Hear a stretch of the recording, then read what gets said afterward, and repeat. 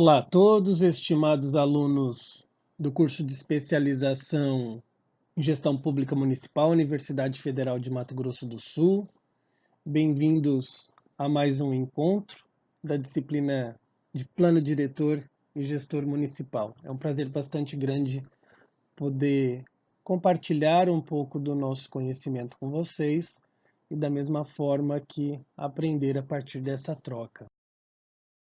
A aula de hoje, ela bem que se dizer, dá continuidade àquela nossa primeira aula, inclusive uma aula cujo encontro foi presencial. Aula essa em que nós pudemos até discutir um pouquinho sobre o nome da disciplina em que nos encontramos: Plano Diretor e Gestão Municipal. É muito importante que nós entendamos que, na verdade, a disciplina ela trata desse planejamento urbano, especificamente uma de suas ferramentas, denominado plano diretor. Plano diretor está inserido na gestão urbana e não o contrário.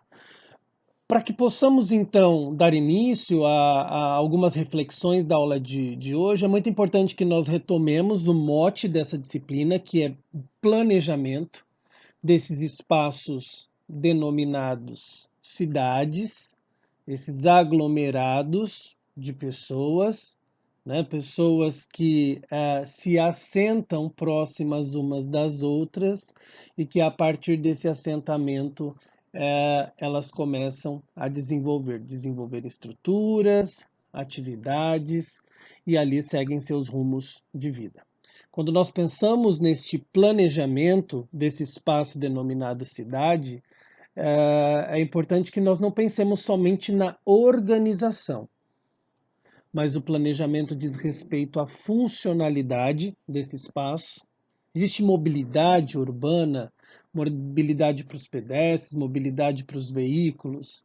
Existe acessibilidade para aquelas pessoas com deficiência, sejam deficiência leve ou não leve, permanente ou transitória. E a segurança? Como é que se encontra a segurança pública desse espaço? Esse espaço é confortável? Ele é acolhedor, hospitaleiro? Ele tem uma estética? Ele nos permite um conforto visual? Além da organização, como dito. Nós temos uma tendência a pensar que o planejamento diz respeito somente à questão estrutural. Obviamente, as infraestruturas, que daqui a pouco a gente vai ter a oportunidade de discorrer sobre elas, obviamente que elas são muito importantes. Mas a cidade ela tem também seu papel social. Isso levou um certo tempo aqui no Brasil, inicialmente até os anos 30, a preocupação ela tinha um olhar bastante estético estrutural, seguindo rumos europeus, e é entre 30 e 60, quando as cidades começam a se inchar no Brasil, quando elas começam a ter um número de habitantes aumentado, é que começa a se perceber que dentro desse planejamento há de se trazer também propostas que olhem o social e não somente o estrutural. Nós vimos também na nossa última aula como é que se formaram essas cidades. Não há como tratarmos de planejamento urbano sem com que entendamos como que surgiram essas cidades. E foi então que nós traçamos uma linha cronológica desde as civilizações antigas, como mesopotâmios, egípcios, romanos, as civilizações pré-colombianas, então os maias, os incas, os astecas, até com que nós chegamos aqui no processo de colonização, no século XVI, especificamente aqui retratando o processo de colonização do Brasil, e paralelamente esse período denominado final de período medieval na Europa, a formatação dessas cidades. Trouxemos algumas questões relacionadas ao processo de industrialização, quando essas cidades efetivamente se perfizeram e começaram a apresentar inúmeros problemas de ordem estrutural e social, atingindo então o que se compreende como cidade hoje. Sobre essa cronologia histórica, até porque ela já foi dita na nossa última aula, apenas é importante a gente dizer que a água sempre teve exerceu uma grande influência nessas sociedades. Essas sociedades só conseguiram se assentar, se sedentarizar, ou seja, deixar de ser nômades, a partir do momento em que elas já tinham um conhecimento para construírem suas estruturas e seus equipamentos, e elas se assentavam sempre junto ou próximas a cursos d'água, já que essa água era utilizada para consumo, essa água era utilizada na lavoura, essa água era utilizada inclusive como um meio viário, né, de se transportar de um local para outro.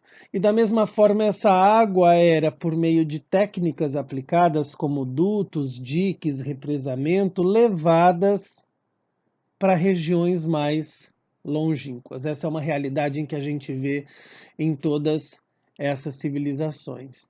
E a partir do momento em que se conseguia levar a água cada vez mais longe, essas cidades também iam se organizando de forma mais distante.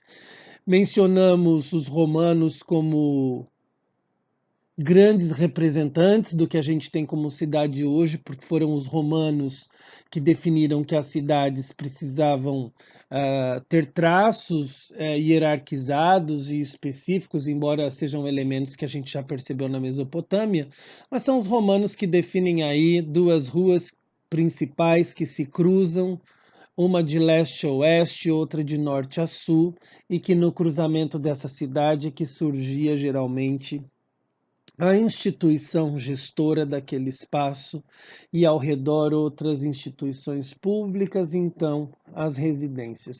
É um conceito muito claro de cidade que nós temos, em especial das cidades interioranas. Com relação ao processo de colonização nosso, nós temos características bastante fortes de que as cidades aqui, em especial no Brasil, elas surgiram ou junto de portos, já que as riquezas daqui precisavam ser transportadas para fora, ou junto de minas, porque os colonizadores, ao se adentrarem em nosso território, eles passaram a desenvolver as atividades mineiras, e essas atividades ensejavam em pessoas trabalhando em estruturas, e isso gerou o surgimento das cidades, como Ouro Preto, por exemplo. As cidades aqui também se conformaram a partir de fortes, fortes pelo fato de que os colonizadores daqui tinham medo de outros interessados nas riquezas daqui, da mesma forma que eles se protegiam dos próprios nativos, que, entre aspas, não foram facilmente domados. Não é? Então, as cidades aqui no Brasil tiveram essa relação forte aí com o processo de colonização que aconteceu do litoral para o interior. E lá na Europa, neste mesmo momento, é que acontecia a queda do feudalismo, então as cidades elas começaram a crescer além muralhas. Não é? Os comerciantes que ficavam do lado de fora das muralhas, eles começaram a trazer uma dinâmica de vida que muitas vezes era até mais interessante do que a vida dentro das muralhas, e isso fez com que se desenvolvessem as cidades. E por fim, pelo processo de industrialização relacionado à Revolução Industrial, nós acompanhamos um êxodo rural bastante grande, as pessoas saindo da zona rural para a zona urbana em busca de trabalho, e os problemas que esse inchaço urbano gerou, tanto na questão de moradia, de saúde pública, e o início então de uma preocupação com a criação de normas para que se pudesse organizar e propiciar essa cidade uma vida mais saudável, mais tranquila e harmoniosa. Então nós temos já definido que foi no século XVI o surgimento das primeiras vilas aqui no Brasil, embora tenha levado aí pelo menos 200 anos para que essas vilas se tornassem cidade. E nesse momento que essas vilas brasileiras se tornaram cidades, a mineração e a lavoura já estava bastante consolidada e esses senhores vieram, senhores, né, fazendeiros, vieram morar na cidade para acompanhar suas produções agrícolas à distância. E nesse momento, então, as cidades brasileiras começam a se constituir com uma estrutura um pouco melhor. Inicialmente baseada no modelo europeu, em que se trazia o que eles denominam eixos monumentais, grandes alamedas arborizadas com fontes e jardins, em especial para que a alta sociedade pudesse ter o seu momento de lazer, né, praticar o seu ócio em uma localidade com boa estética, ventilação e iluminação, o que é muito claro quando vemos, por exemplo, a Praça da Liberdade, na cidade de Belo Horizonte, capital de Minas Gerais, que ela traz claramente uma proposta de eixo monumental.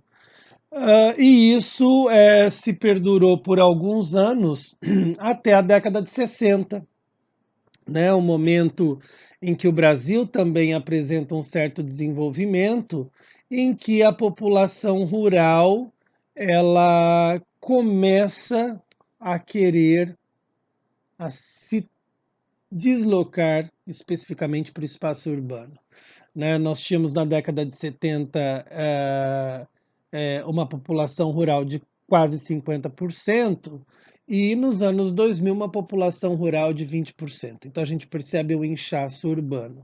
E nesse momento, as cidades brasileiras começam a se preocupar tanto com a estrutura quanto os aspectos sociais, já que a gente vai perceber que esse processo de crescimento das cidades no Brasil, de alguma forma, deixam parte da sociedade marginalizada.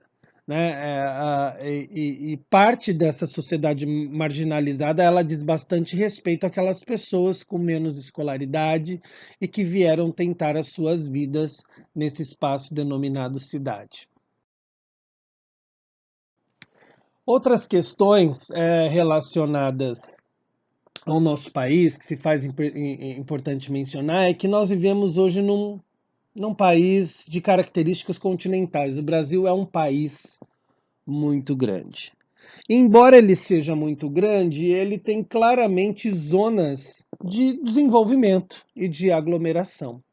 Se o nosso processo de colonização se deu do litoral para o interior, é muito evidente que a costa litorânea brasileira seja bastante desenvolvida e alguns pontos dentro dessa região mais interiorana.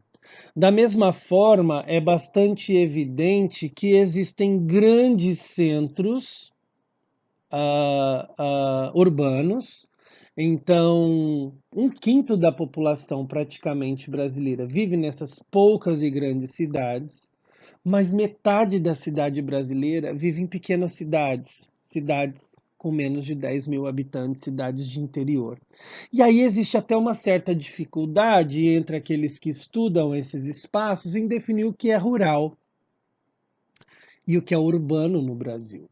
Porque se pensarmos numa cidade de 10 mil habitantes conformada como uma cidade, mas em meio ao interior, ela está muito mais próxima de uma realidade rural à urbana. E existe então essa dificuldade. Ainda a dificuldade acentuada pelo próprio desenvolvimento tecnológico. Hoje, nesse processo de globalização e nesses acessos às tecnologias, é difícil trazer características pontuais daquilo que pode ser rural e urbano, já que o rural tem os mesmos acessos e oportunidades virtuais, por exemplo, do que uma pessoa que vive na cidade. Então, independente de cidades grandes ou cidades pequenas, nós temos que considerar que essas cidades elas se localizam em regiões com aspectos geoespaciais totalmente distintos. Nós bem sabemos que o norte do Brasil é extremamente diferente do sul, do nordeste, do centro-oeste e do Sudeste. E dentro dessa diversidade geoespacial, toma espaço também uma desigualdade econômico-social. Em algumas zonas, nós temos um fluxo de renda e de negociações muito maior que em outras. Dessa forma, considera-se que em algumas localidades as pessoas têm melhor qualidade de vida e maior renda do que outras. E isso, de certa forma, é ruim, porque nós acabamos sempre trazendo dentro de uma cidade legal uma outra cidade, que a gente chama de cidade ilegal. Uma cidade muitas vezes invisível à legislação e à própria gestão, mas que existe de uma população com mais dificuldade. Frisa-se nesse momento um certo cuidado que a gente tem que ter com a utilização de alguns índices de análise da população, porque ao passo que determinados índices demonstram uma realidade, quando aplicado outros, essa realidade é completamente oposta. Então, uma vez que existem vários índices de análise populacional, temos que muito bem escolher e definir qual utilizar e muito bem entender seus processos de análise. E aqui eu apresento para vocês um exemplo de um índice denominado índice de exclusão social, que ele se baseia no acesso à infraestrutura básica das pessoas. Então, esse índice de exclusão social, ele analisa a sociedade a partir do acesso que essa sociedade tem às infraestruturas básicas. Digamos que pavimentação, saneamento, energia, etc. E esse índice de exclusão social, ele deixa claro que a região nordestina, ela beira a miséria, porque esse índice lá é muito baixo, o que quer dizer que a população nordestina pouco acesso tem à infraestrutura básica, diferentemente da população de São Paulo, por exemplo. Já um outro índice que levanta a concentração de renda, o índice Gini, ele, por exemplo, ao buscar apresentar a concentração de renda, ele vai buscar focos onde existe maior concentração e menor concentração. No Nordeste, em que o índice de exclusão social apresentou que aquela população vive a miséria, esse outro índice concentração de renda é muito positivo nessa região nordestina, porque ele não demonstra nenhuma desigualdade, ele demonstra que todos vivem no mesmo patamar econômico-social. Diferentemente de São Paulo, em que esse índice de concentração de renda é muito ruim, porque ele demonstra que existem pessoas muito ricas e pessoas extremamente miseráveis. Então, existe essa diferença muito grande num único espaço ou território. Então, vejam que um índice demonstra que uma região do Brasil vive em condições sofríveis e outra muito bem, e na hora que se aplica um outro índice, essa condição é invertida. Então, a gente tem que tomar muito cuidado. E quando a gente trata dessas diferenças que existem no âmbito das cidades, a gente tem que deixar claro que, como país em processo de desenvolvimento, elas são justificadas muito na dependência de recursos que nós temos, ou seja, a gestão pública que é tão criticada, ela depende de recursos. Então, não necessariamente se lida com má vontades ou com mau caratismo, como costumeiramente a população diz, mas existe uma dependência de recursos e nós vivemos numa constante em que existe uma impossibilidade de a gente produzir riqueza e transformar essa riqueza em qualidade de vida, seja por acessibilidade, seja por questões educacionais, entre outras. Basicamente, o nosso país, como dito, ele tem um claro processo de formatação. de fora para dentro. Já mencionamos que nós temos aglomerados urbanos que servem de imã e que acabam atraindo pessoas e desenvolvendo as cidades do entorno, por isso que nós temos metrópoles em nosso país, como São Paulo, Rio de Janeiro, Belo Horizonte, Curitiba, Salvador. As cidades brasileiras, elas vão ser definidas a partir de sua população, entre pequenas, médias e grandes cidades, embora a região centro-oeste e norte, as definições elas se diferem um pouquinho, já que são regiões extremamente grandes, mas com pouca população. E é justamente nesses grandes centros urbanos em que 1/5 da população, pelo menos, vive, em que acontece toda a movimentação econômica ativa do país.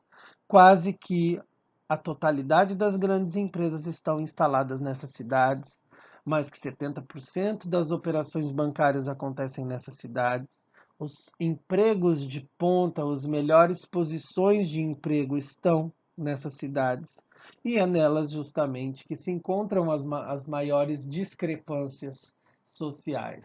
Elas são atrativas por todos esses dados, mas parte da população que sai para o interior, quando lá chegam, não dão conta de, por exemplo, arcarem e custearem com o alto preço de moradia, de alimentação, e acabam que essas pessoas vivem à mercê, num segundo plano, no que a gente vai denominar de cidade ilegal. E o planejamento urbano, ele, entre tantas coisas, ele busca acabar ou amenizar essa situação de cidade legal e de cidade ilegal.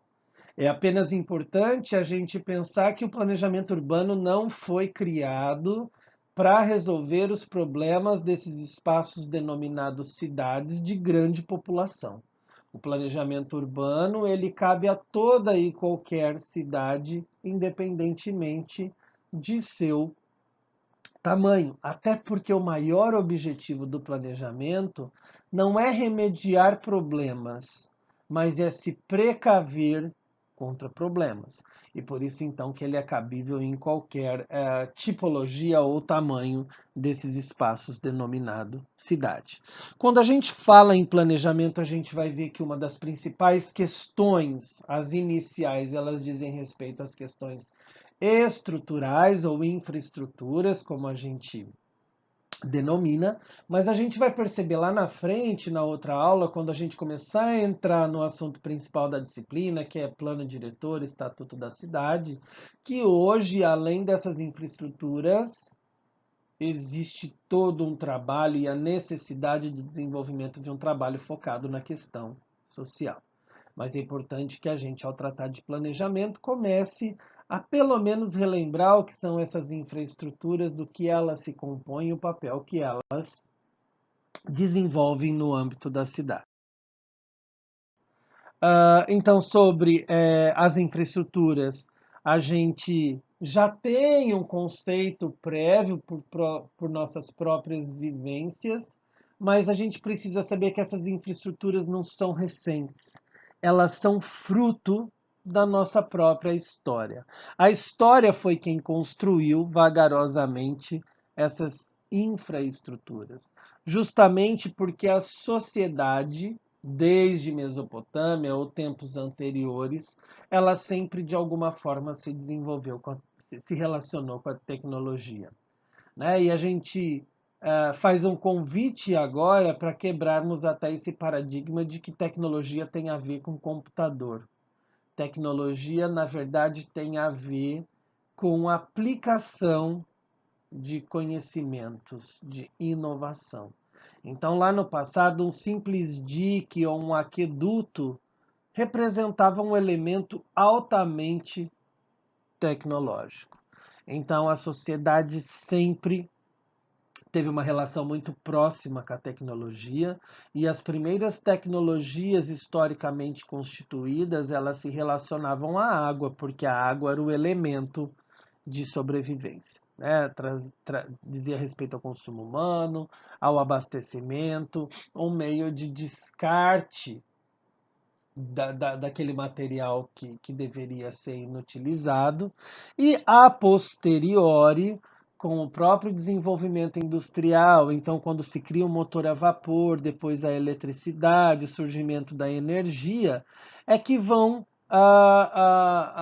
surgindo necessidades como de transporte, e se eu tenho a necessidade de transporte, eu preciso de vias, e essas vias diminuem as distâncias, consequentemente aumentam a capacidade das cidades, dos espaços, e outras tantas novas infraestruturas vão sendo criadas. É o desenvolvimento humano que gera demandas, e essas demandas vão fazer com que surjam novas estruturas ou infraestruturas. E nós apresentamos aqui alguns exemplos claros e que fazem parte do nosso cotidiano e que muitas vezes nós sequer damos a atenção. E são elementos importantíssimos quando discutimos a gestão desses espaços denominados cidades. Então, nós temos a questão da água, a questão do saneamento, a questão da energia, a questão viária, a questão do tratamento de resíduos.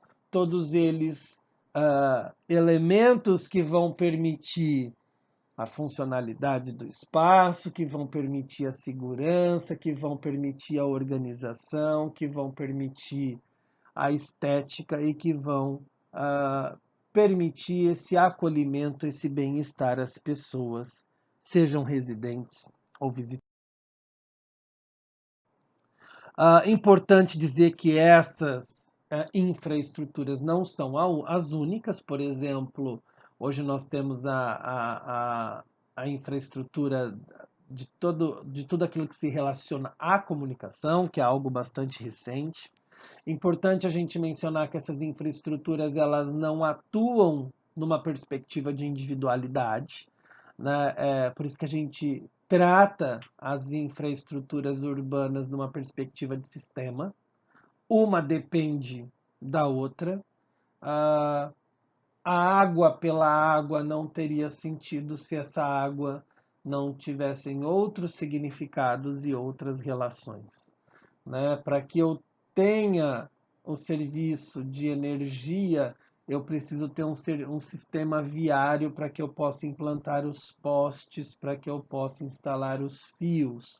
Então a gente percebe aí uma interconectividade entre essas infraestruturas que são, por muitos autores, denominados de sistemas sociotécnicos. Os elementos técnicos são essas infraestruturas há pouco mencionadas, que são denominadas de infraestruturas primárias: água, luz, pavimentação, tratamento de resíduo sólido. E nós temos os elementos sociais, que são chamadas de infraestruturas secundárias, ou que, para quem é da área do turismo, conhecida como superestrutura, como o professor Mário Beni define.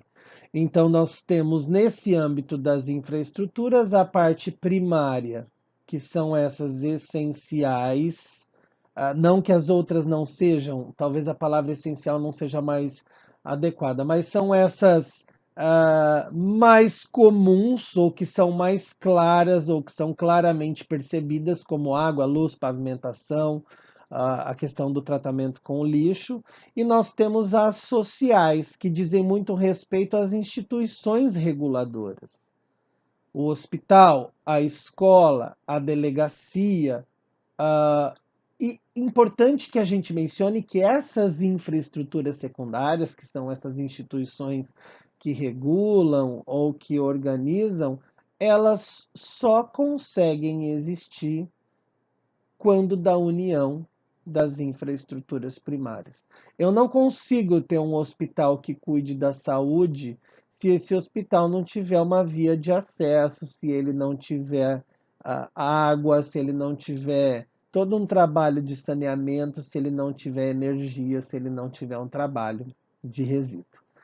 Então, essas infraestruturas elas passaram a ter um olhar bastante forte a partir dos anos 30, muito mais acentuado nos anos 60, quando além delas as cidades passaram a ser olhadas também pelo viés social, como a gente já mencionou.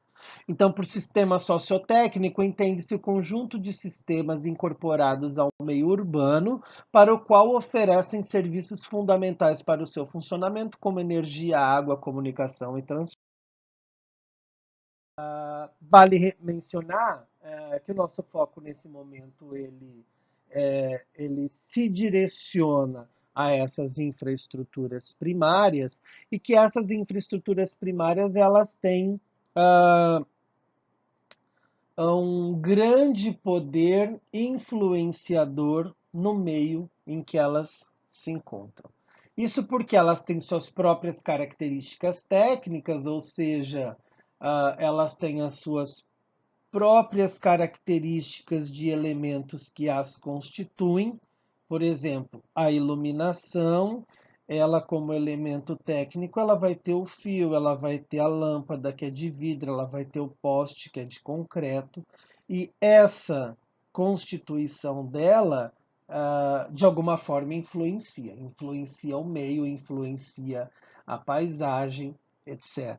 Mas ela também tem outras características muito importantes, como as características sociais. Então, por exemplo, a instalação de uma certa infraestrutura, ela vai custar, ela vai inflacionar aquele determinado espaço. Muitas vezes ela vai até delimitar o público que vai ter condição ou não de ter acesso àquele espaço. Características ambientais. Muitas vezes a necessidade de instalação de uma infraestrutura vai obrigatoriamente gerar algum dano ambiental necessário. E eu me lembro no nosso encontro que nós trouxemos como exemplo a usina binacional de Itaipu em Foz do Iguaçu, que ao ser construída, ela precisou inundar grandes áreas, fazendo com que pessoas tivessem que mudar de região, que animais tivessem que ser transferidos. Isso no sentido de gerar um bem que é a produção energética no nosso país. E características também territoriais. Nós, quando pensamos num conjunto de infraestruturas para o nosso espaço denominado cidade, a gente não pode se esquecer que existem outros aglomerados vizinhos e que o nosso bem pode significar o mal para eles. Então, eu vou desenvolver um trabalho com o meu lixo e eu vou tirar esse lixo da minha região, mas eu vou jogar esse lixo aonde? É no vizinho? Então, a gente tem que pensar também numa rede de conexão e de trabalhos conjuntos. Daí também uma das razões de se entender essa questão de infraestrutura numa perspectiva sistêmica. Ao considerarmos infraestrutura um grande sistema, nós vamos perceber que cada elemento seu poderá ser considerado um subsistema. Então, como subsistemas de infraestrutura primária, nós temos o transporte ou o sistema viário, talvez o mais complexo deles, porque as cidades muito se organizam por essa constituição das vias. São infraestruturas que levam tempo para ser construídas, que dificilmente podem ser modificadas e que custam muito. O subsistema de água ou águas residuais, o subsistema de energia, de resíduos sólidos e de informação e comunicação. Os principais subsistemas aí das infraestruturas primárias. Lembrando que elas podem estar localizadas seja superficialmente, junto ao nível da rua, de forma aérea, como os cabeamentos de energia, ou mesmo subterrâneo, por onde existe uma circulação muito grande, por exemplo, de escoamento de águas pluviais, né? Essas galerias de águas, galerias de esgoto, que são destinadas aí aos devidos locais. As de superfície, então, como mencionado, no nível da rua, embora tenham articulação com os demais níveis, vai servir de base para as infraestruturas aéreas e permite a instalação e manutenção das infraestruturas subterrâneas. Então, a superfície tem sempre grande importância porque as coisas precisam estar assentadas em algum lugar. O subterrâneo, cujo nome deixa claro, corresponde à rede de esgoto, abastecimento, transporte, até mesmo redes elétricas de comunicação. Hoje existe toda uma busca por passar os cabeamentos de energia no subsolo, até mesmo para despoluir o ambiente da cidade, então propiciando um conforto estético muito maior. E o aéreo voltado à energia, comunicação e informação, embora essas também possam ser desenvolvidas no nível subterrâneo, como mencionado, apesar de serem mais. Então, todas elas têm alguma importância, todas elas ditam essa questão da organização, da segurança, da funcionalidade, do bem-estar social, mas a gente tem que pensar que as infraestruturas não podem ser consideradas a salvação se elas não forem normatizadas. E aí que nós começamos vagarosamente a entrar no objetivo da nossa disciplina, né, que é tratar justamente dessas legislações que vão conformar normatizações que vão gerir esse espaço urbano. E aí eu apresento para vocês essa realidade. Nós queremos sair dessa realidade das duas cidades dentro de uma, por exemplo, como essa foto do Morumbi, em São Paulo, para partirmos para um processo onde o acesso à qualidade de vida, à terra, ao espaço, seja para todos. Uma outra foto do lado esquerdo diz respeito a painéis que foram construídos, por exemplo, durante as Olimpíadas no Rio de Janeiro, para cobrirem um dos nossos maiores exemplos de desigualdade social, que diz respeito às favelas. Então, nós queremos sair dessa cidade legal que se mescla com uma cidade ilegal, para que nós possamos viver em um local que nos traga todas essas condições. Ressalta-se nesse momento que o Brasil não é composto só dessa realidade à nossa esquerda. À nossa direita, nós temos a cidade de Cabo Frio, no Rio de Janeiro, como uma cidade altamente planejada, com vias largas, com espaços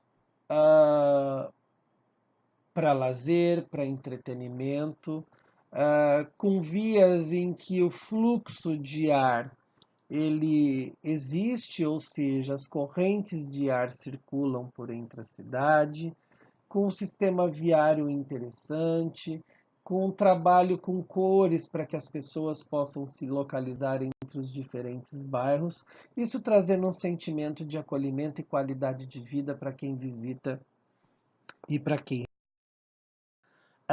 E a gente percebe que essa busca por esse espaço de qualidade de vida, ela é antiga, né? E nós, historicamente, percebemos que nem sempre esses espaços de qualidade, eles foram constituídos vagarosamente. Muitas vezes foi o caos que fez com que se buscasse algum tipo de remédio para alterar uma realidade a priori problemática e complexa.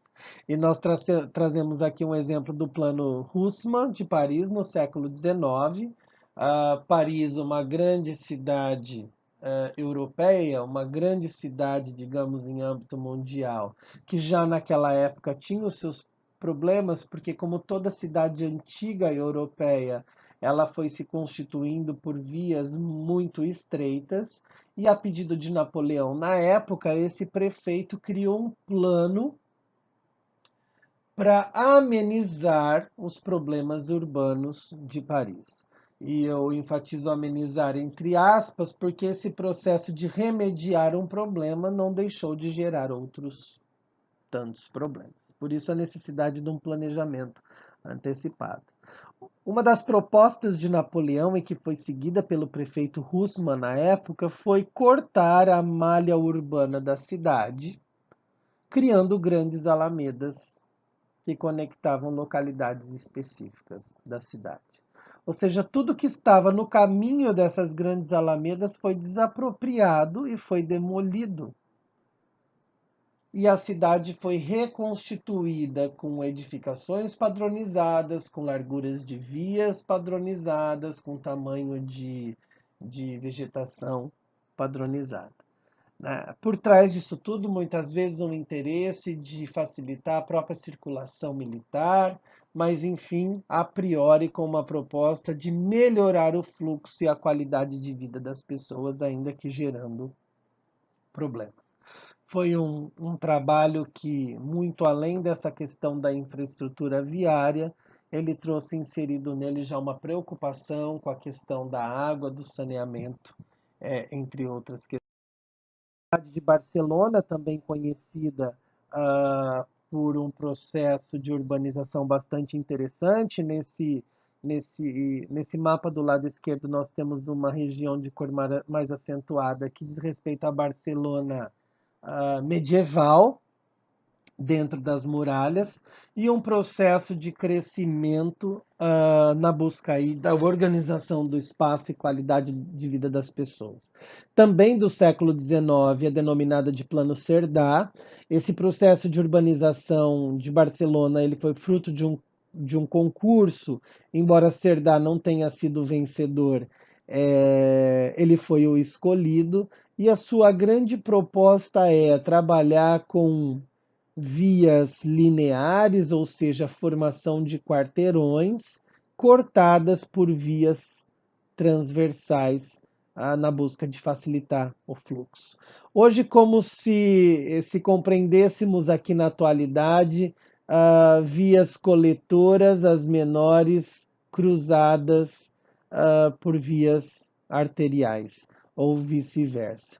E um processo também de criação de quarteirões bastante planejados, em que em alguns deles o pátio era central, em outros o pátio era lateral, e assim essas edificações vão fazendo uma ciranda no intento de propiciar os residentes. Em cada uma das quadras, alguma área verde ou alguma praça ou alguma área de descanso. A cidade de Brasília é um exemplo aqui nosso de planejamento urbano mais recente, né?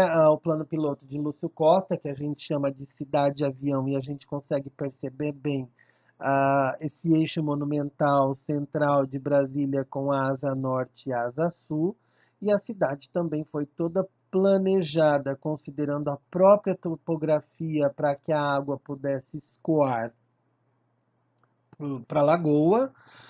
Esse eixo monumental central, onde se localiza toda a questão de gestão da federação, e nas asas, zonas residenciais, escolares, hospitalares, o que tem em uma asa, contemplando também na outra, justamente para que as pessoas pudessem encontrar em suas regiões tudo aquilo que elas necessitavam.